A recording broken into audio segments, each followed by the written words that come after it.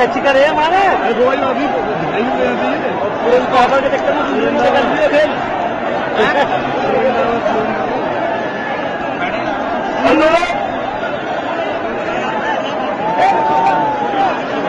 मोदी हम लोग जानते हैं कि भारतीय जनता पार्टी ने अपने बड़ों का सम्मान दे दिया। उत्तर प्रदेश के दौरानिक दोनों नेता उत्तर प्रदेश के उपाध्यक्ष महामंत्री विधायक प्रधान भारतीय जनता पार्टी के नेतृत्व में लड़ जाते हैं। ऐसे हमारे महान नेता जिन्होंने मुझे नहीं दी उन्होंने जिंदगी लगाया था। आज गोवा की जगह हमारे मंच पर मौजूद है उन नेता के स्वागत के लिए मैं आगामी भाई मोदी जी से कहना चाहूंगा मेरा सवाल जी का स्वागत कर हमारी नई परंपरा को बदलने के लिए तैयार करते हैं। धन्यवाद मोदी।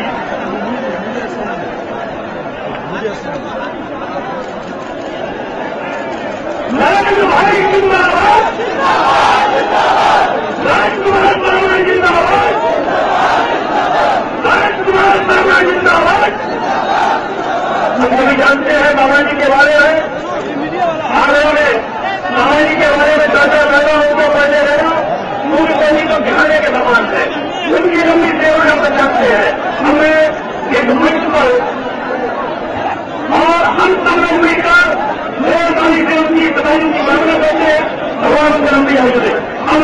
हमने प्रदेश के अध्यक्ष माननीय लक्ष्मीकांत वाजपेयी जी से निवेदन करूंगा भगवान मोदी जी का स्वागत करें और जनता के संबोधन के लिए आमंत्रित करें। आदरणीय अध्यक्ष जी।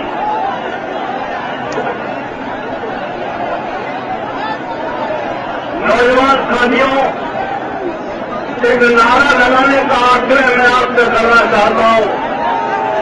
नारा है हर हर मोदी, घर घर मोदी, हर हर मोदी, हर हर मोदी, हर हर मोदी। बोलो आज का इसकी सभा में हमारे राष्ट्रीय अध्यक्ष माननीय श्री राजनाथ सिंह जी को भी आना है, लेकिन ये बात कहने में मुझे कोई संकोच नहीं है। सभाओं में सोचती हुई भीड़ सोचती हुई लोकनेता से दिल्ली की सरकार घबरा रही है। सूचना प्रसारण मंत्री मनीष तिवारी ने एडवाइजरी जारी करके जहां दूरदर्शन मीडिया के लोगों को प्रतिबंधित किया, आज माननीय राष्ट्रीय अध्यक्ष 1 घंटे से पालम एयरपोर्ट पर रनवे पर खड़े हैं। उनके जहाज को अभी तक उड़ने की अनुमति नहीं दी है ट्रैफिक कंट्रोल ने। अभी भी 1 घंटे से हवाई जहाज उनका रनवे पर खड़ा है और वो नहीं बना है। माननीय मोदी जी हमारे बीच में आ रहे हैं। मैं हम सबके प्रेरणा स्रोत गांधी और पटेल की धरती से जननायक के रूप में हुए देश की जनता की आकांक्षाओं के प्रतीक भारत माता के सेवा के रूप में भारत के भावी प्रधानमंत्री के रूप में पार्टी के द्वारा नामित आदरणीय श्री नरेंद्र मोदी जी से मैं विनम्रतापूर्वक आग्रह करता हूं कि तो जन सैलाब को संबोधित करें, जनता से मुखातिब आदरणीय मोदी जी।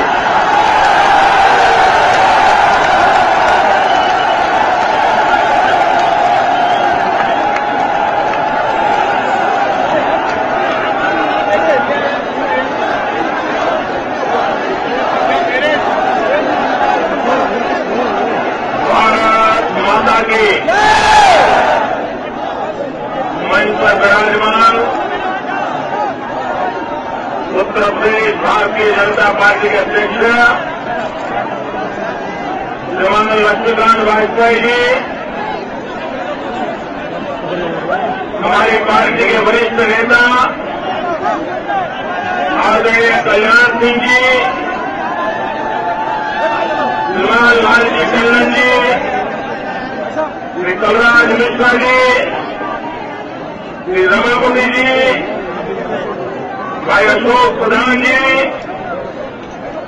विवेक कटियार जी, श्रीमान अमित भाई शाह, रामेश्वर चौरसिया, वीरेंद्र रावत, मंच पर विराजमान पार्टी के सभी वरिष्ठ नेतागण और दूर दूर से जहां भी मेरी नजर पहुंचे सर ही सर नजर आ रहे हैं।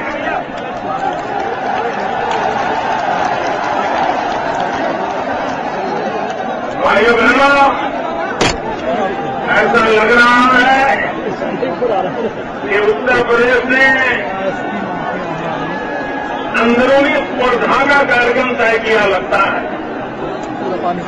कानपुर अपना रुतबा दिखाए, झांसी कहती है हम तुमसे छोटे थोड़े हैं, झांसी ने दिखाया तो फिर बहराइच वाले आगे निकले और आज आगरा ने सबको महक कर दिया है।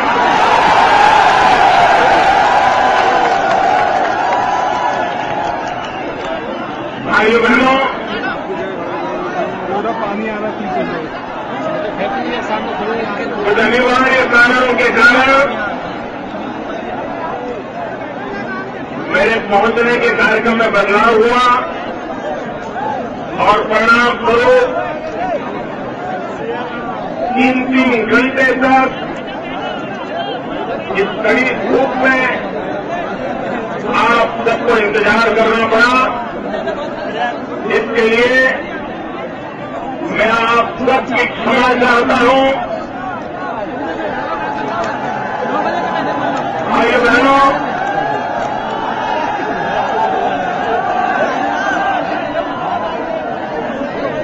ये आगरा की भूमि ऐतिहासिक अनेक कारणों से जानी जाती है, लेकिन आज हम दुनिया में जब हिंदुस्तान का ब्रांडिंग करते हैं, भारत की भिन्न भिन्न ताकत का परिचय जब करवाते हैं, तो उसमें सबसे पहले विश्व के सामने आगरा का ताजमहल प्रस्तुत करते हैं।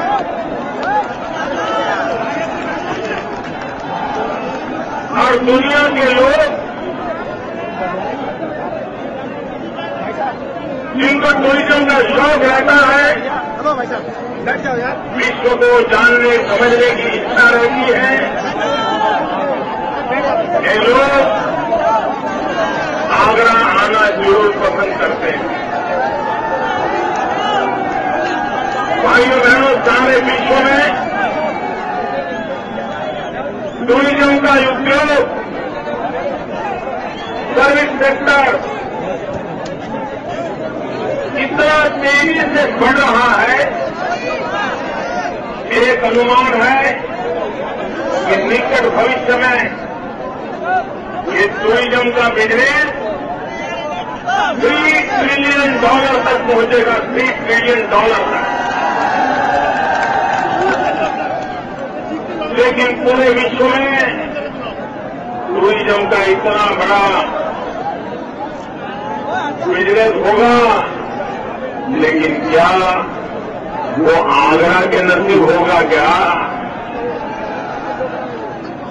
आगरा के भाग्य में कुछ आएगा? क्या आपको लगता है कुछ आएगा? मुझे नहीं लगता है आएगा। इसका कारण है कि दिल्ली में बैठी हुई सरकार, उनकी सोच में गड़बड़ है। कौन से काम को प्रायोरिटी देना चाहिए, किस काम को प्राथमिकता देनी चाहिए, इसमें वो निर्णय नहीं कर पाते। अगर टूरिज्म का इतना बड़ा संभावनाएं पड़ी है, आगरा का ताजमहल विश्व भर में जाना माना है, क्या आगरा में एक अच्छा एयरपोर्ट नहीं बना सकते? क्या आगरा में विश्व भर के टूरिस्ट आए यहां पहुंचे? ऐसा प्रबंध नहीं हो सकता है। लेकिन भाइयों बहनों, कोई मंत्रियों का किसी इलाके से आ जाए, छोटा सा गांव हो, वहां तो वो एयरपोर्ट बना देता है, वहां तो वो एयरपोर्ट बना देता है। लेकिन आगरा जो विश्व के टूरिस्टों को आकर्षित करने का सामर्थ्य रखता है, उस आगरा के प्रति अन्याय किया जाता है, उपेक्षा की जाती है। और भाइयों बहनों, कभी इसको कहो तो वो कहता है राज्य की जिम्मेवारी, राज्य को कहो तो बोले केंद्र की जिम्मेवारी, राज्य वाले कहते हैं यहां करो, केंद्र वाले कहते हैं वहां करो, और करता कोई नहीं है। भाइयों बहनों, हम यमुना के पास हैं, लेकिन आगरा तो पीने का शुद्ध पानी नहीं उपलब्ध हो रहा है। आजादी के 60 साल बीत चुके, लेकिन उसके बावजूद भी आगरा जैसे नगर को, जिसके निकट यमुना जी हो, लेकिन अगर उसको पीने का शुद्ध पानी नहीं मिलता है तो उसका कारण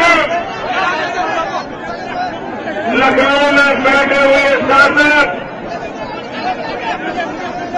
उनको यह समझ नहीं है कि सामान्य मानवीय की आवश्यकताओं की पूर्ति के लिए क्या करना चाहिए। और उसका नतीजा है कि आपको पानी नहीं पहुंच रहा है। भाइयों बहनों, मेरे गुजरात के हाल तो बहुत खस्ता थे। मेरे यहां तो नदियां नहीं है, आपके यहां तो ढेर सारी नदियां हैं। मेरे पास अकेली एक नर्मदा मैया है, लेकिन हमें पाइप लाइन डाल करके पाकिस्तान की सीमा पर, जहां हिंदुस्तान की सेना का जवान तैनात है, वहां तक पाइप लाइन से नर्मदा का शुद्ध पानी पहुंचाया, रेगिस्तान में भी पानी पहुंचाया। और दुनिया की सबसे लंबी पाइप लाइन लगाई, और पाइप लाइन की साइज क्या मालूम है? पाइप लाइन की साइज इतनी बड़ी है कि हमारे मित्र भाई अखिलेश मारुति कार में बैठ करके परिवार के साथ उस पाइप लाइन के अंदर गाड़ी चला सकते हैं। कितनी बड़ी पाइप है। आज जिसमें से हम नर्मदा का पानी ले जाते हैं, 9,000 गांवों में पीने का शुद्ध पानी पहुंचा। कोई कहे मुझे क्या यहां हो सकता है कि नहीं हो सकता है, करना चाहिए कि नहीं करना चाहिए। आजकल कुछ पॉलिटिकल पंडित मुझे सवाल पूछते रहते हैं कि मोदी जी, ये गुजरात का मॉडल और कहीं काम आएगा क्या? भाइयों बहनों, मैं पूछता हूं, आप मुझे कहिए, लोगों को पानी पहुंचना चाहिए नहीं पहुंचना चाहिए? शुद्ध पानी मिलना चाहिए नहीं मिलना चाहिए? अरे भैया, हमने पाइपलाइन डाली हुई, तुम कैनाल बना दो, पाइपलाइन तो खुद तो करो। लेकिन भाइयों बहनों, जो लोग मोड़े की चर्चा को विवादों में डाल रहे हैं, उनसे मेरा सवाल है कि आप अपने इलाके की अनुकूलता के अनुसार जनता की भलाई के लिए भैया आप लोग इधर आए, आप नीतियां क्यों नहीं बनाते हो? योजनाएं क्यों नहीं बनाते हो? योजनाएं क्यों लागू नहीं करते जानते हो, यहाँ का हमारा गांव का किसान आलू की खेती करता है। आप लोगों से लेकिन भाई साहब, जब आलू की फसल बढ़ जाती है, भाई साहब, वर्ष अगर अच्छा जाता है, मीडिया आलू की पैदावार ज्यादा हो गई तो दाम गिर जाते हैं, किसान मर जाता है। और कभी आलू की फसल कम हुई तो भी किसान मर जाता है। क्या समय की मांग नहीं है कि आज हम हमारे देश में हमारा किसान जब पैदावार करता है उसके वैल्यू एडिशन पर बल दें, मूल्य वृद्धि पर बल दें। अगर आप आलू बेचते हैं तो कम पैसों में जाता है, लेकिन अगर पोटैटो चिप बना करके बेचते हो तो पैसे ज्यादा मिलते हैं। हमें मूल्य वृद्धि की बात क्यों नहीं जाना चाहिए? भाइयों बहनों, मेरे यहाँ बनासकांठा जिला है, आलू की खेती करता है। हमने 2 चीजों में बल दिया। पूरे विश्व में प्रति हेक्टेयर सबसे ज्यादा आलू पैदा करने का काम मेरे गुजरात के किसान ने करके दिखाया। एक तरफ पैदावार बढ़े और दूसरी तरफ मूल्य मिले और तीसरी तरफ मूल्य वृद्धि के लिए वहां प्रोसेसिंग की व्यवस्था हो ताकि मेरा किसान सुखी हो, समृद्ध हो। भाइयों बहनों, दिल्ली में बैठी हुई कांग्रेस पार्टी इन्हें देश के विकास में कोई रुचि नहीं है। उन्हें भारत के भाग्य को बदलने में कोई रुचि नहीं है। उनकी प्राथमिकता नहीं है, और प्राथमिकता नहीं है इसका कारण है वो वोट बैंक की राजनीति के आदी है। और वोट बैंक की राजनीति के आदी होने के कारण हमेशा जोर की राजनीति करना, 25% लोगों को इकट्ठा कर लेना, 75% लोगों को निवेश करना और 25% लोगों का खेल खेलते रहना, 75% के प्रति अन्याय करना, यही कांग्रेस पार्टी का कारनामा रहा है। और उसी के कारण भाइयों बहनों, ये कांग्रेस पार्टी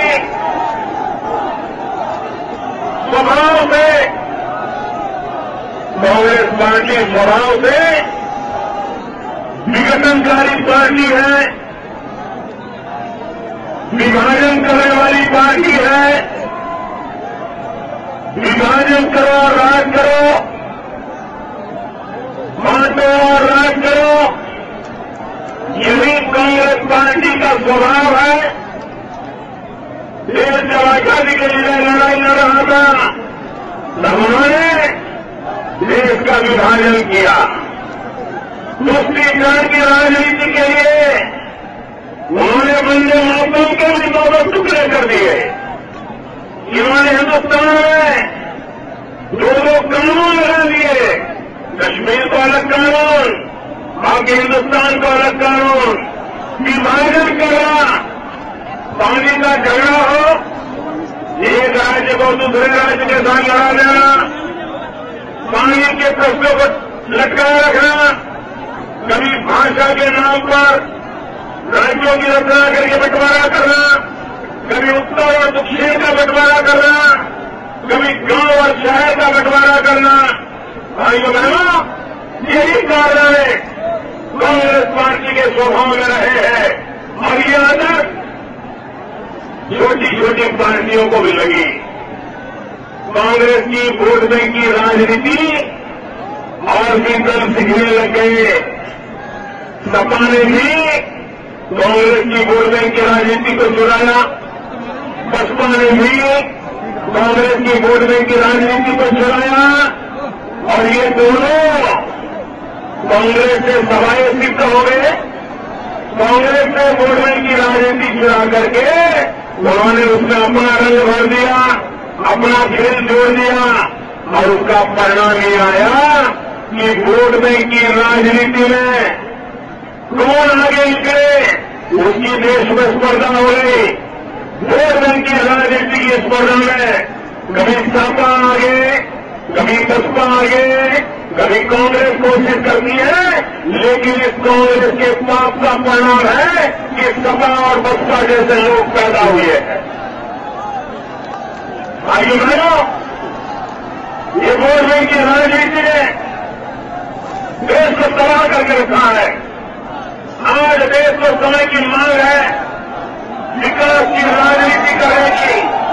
और हिंदुस्तान में आज अकेली भारतीय जनता पार्टी ऐसी है जो राष्ट्रवाद के आधार पर चल रही है, जोड़ने की राजनीति कर रही है। तोड़ने वालों को जितना जल्दी हम खात्मा बनाएंगे, इतना ही देश का भाग्य उज्जवल होगा।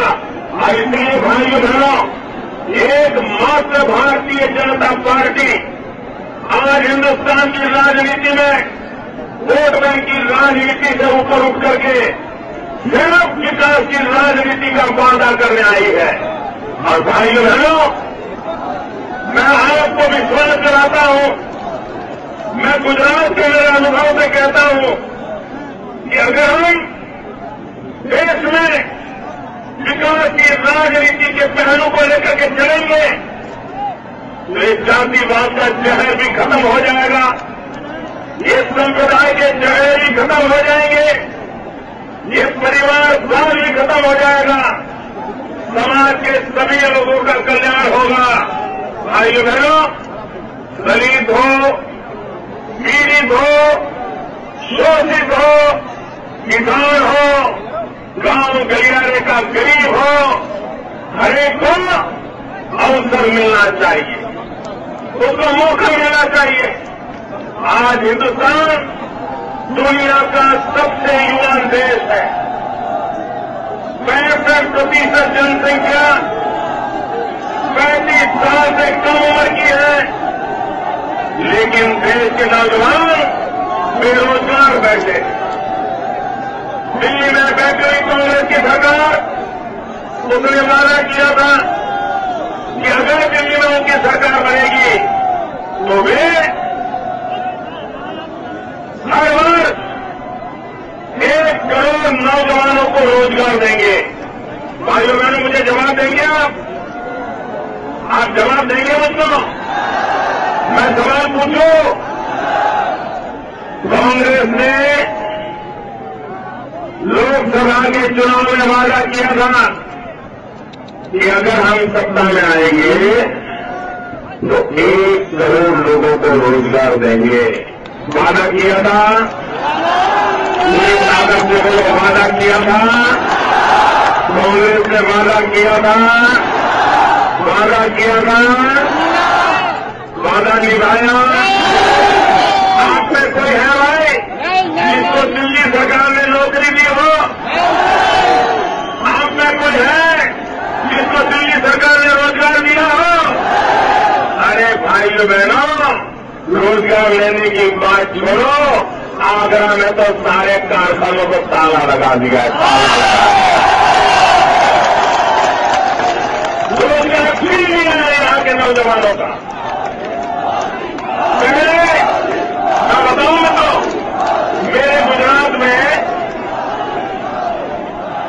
मेरे गुजरात में उत्तर प्रदेश के हर जिले से लोग रहते हैं, लेकिन आगरा से बहुत कम आते, बहुत कम आते। मैं देख रहा हूं कि इस इलाके से भी बहुत बड़ी मात्रा में नौजवान गुजरात आते हैं। मैंने पूछा कि भाई क्या हाल हो गया, आगरा भी छोड़ना पड़ रहा है? उन्होंने कहा साहब, वहां जीना भी मुश्किल है और रोजमर्रा गुजारा करना भी मुश्किल है। भाइयों बहनों, आज देश के नौजवान को रोजी रोटी के लिए अपना गांव छोड़ना पड़े, घर छोड़ना पड़े, अपना परिवार छोड़ना पड़े। भाइयों बहनों, ये कब तक हमारा गांव का नौजवान इस प्रकार से चलता रहेगा, जीवन जोड़ता रहेगा? और इसलिए भाइयों बहनों, मैं आपसे कह रहा हूं, अगर विश्वास नहीं होगा। हमारा नौजवान गांव गरीब किसान के परिवार का बेटा, उसको अगर अपना गांव छोड़ करके जाना पड़ेगा तो कहां भटकेगा। हमारे नौजवान को रोजगार चाहिए। अगर रोजगार चाहिए तो उद्योग लगाने पड़ेंगे, कृषि के अंदर विकास करना पड़ेगा, सर्विस सेक्टर को बढ़ावा देना पड़ेगा।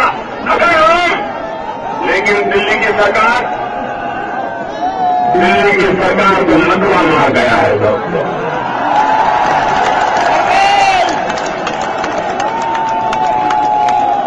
आज देश के आपके यहां उत्तर प्रदेश में बिजली मिलती है क्या भाई? बिजली मिलती है? आपको बिजली मिलती है? आप देखिए यहां इतना पानी है, उसके बावजूद भी आपको बिजली नहीं मिल रही है। 2 घंटे, 4 घंटे, 6 घंटे ये बिजली से आपको गुजारा करना पड़ता है। मां बीमार है, पंखा नहीं चल रहा। बेटे की एग्जाम है, रात को पढ़ना जाता है, बिजली गुल है। घर में बेटे की शादी हुई है, नई नई बहू आई है, नया टीवी सेट है, लेकिन उसको बेचारी को आज भी कभी बहू ने देखना है तो टीवी नहीं चल रहा।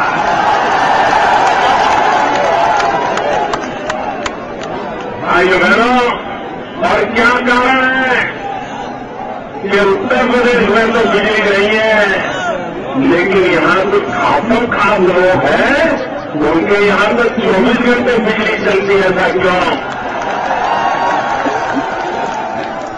ये भेदभाव क्यों? ये अन्याय क्यों? भाइयों बहनों, इसका कारण समझिए आप, इसका कारण समझिए। आज देश में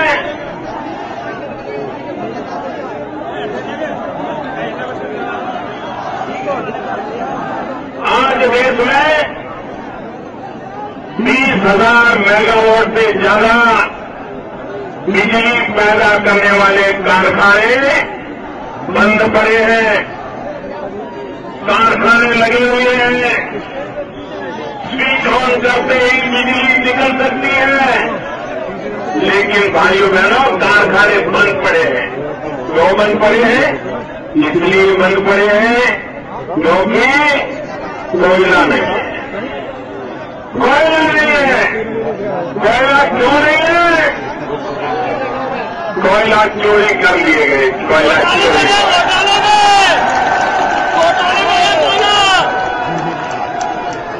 भाइयों बहनों, आप मुझे बताइए, आपने कभी कोयले को घर के अंदर ताले में रखा है?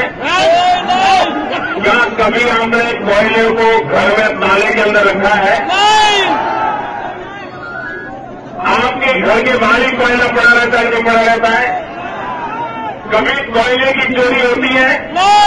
कितना ही बड़ा बदमाश चोर होगा, कोयले को हाथ लगाता है। भाइयों बहनों, दिल्ली में ऐसी सरकार बैठी है, कोयला खा गई।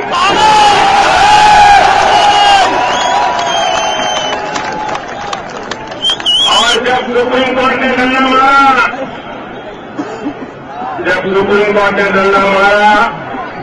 जांच शुरू हुई तो क्या कहा? भाई गोविंद कहते हैं। अरे सुप्रीम कोर्ट के दरवाजे पर तो आप कह देते हो कि फाइट हो गई है, लेकिन पूरा देश कह रहा है पूरी की पूरी सरकार हो गई है, पूरी की पूरी सरकार।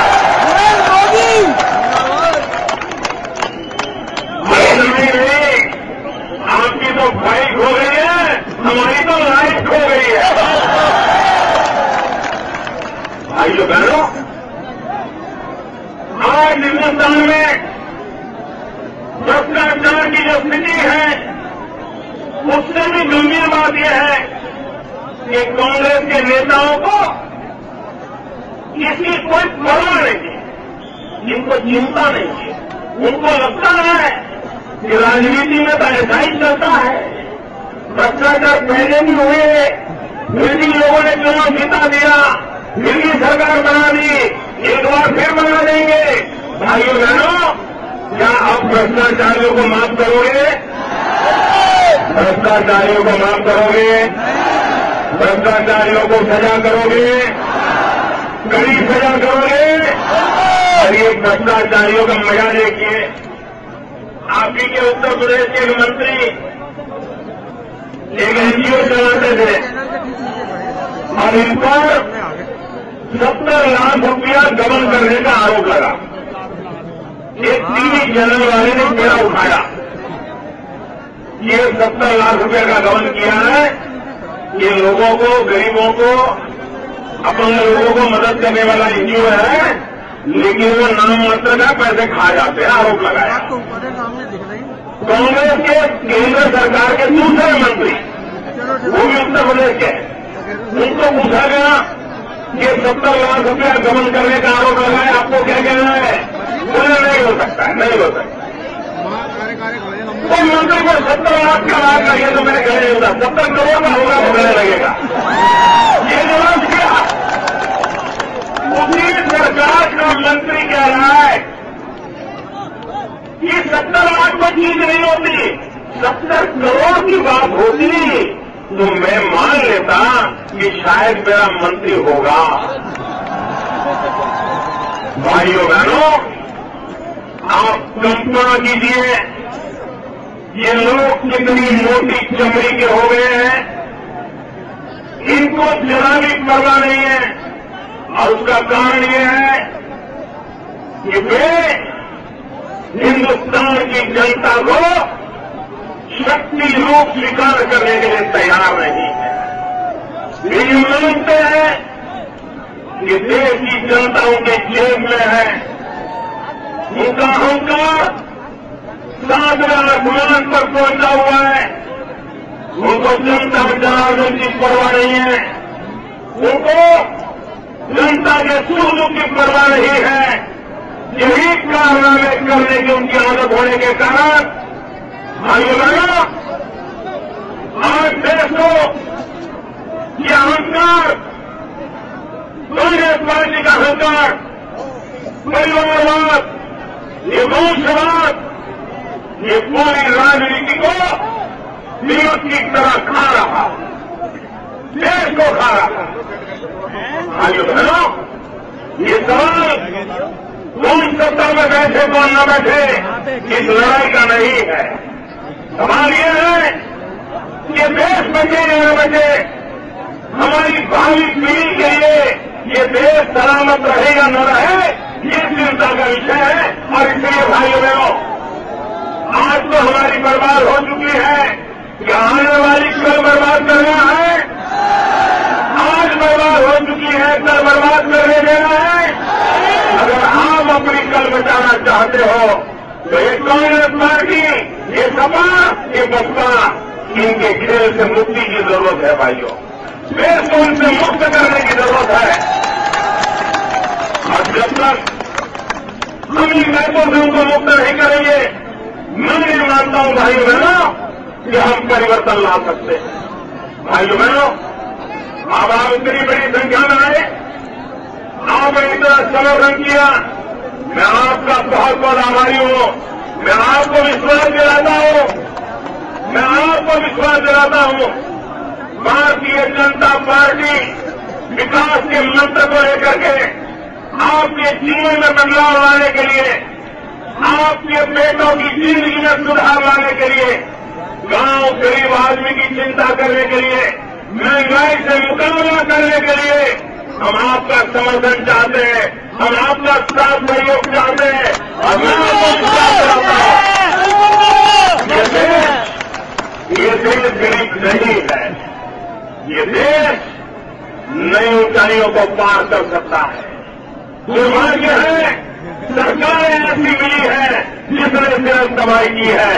अटल जी को थोड़ा कालखंड मिला था, लेकिन उस छोटे से कालखंड में ये देश को ऐसी ऊंचाइयों पर ले गए ताकि आज भी देश गर्व करता है। आने वाले दिनों में भारतीय जनता पार्टी की देश को नई ऊंचाइयों पर ले जा सकती है। हम मेरे साथ तो हाथ बंद करके बोलिए, भारत माता की पूरी ताकत से बोलिए, भारत माता की, भारत माता की, भारत माता की। बहुत बहुत धन्यवाद भैया।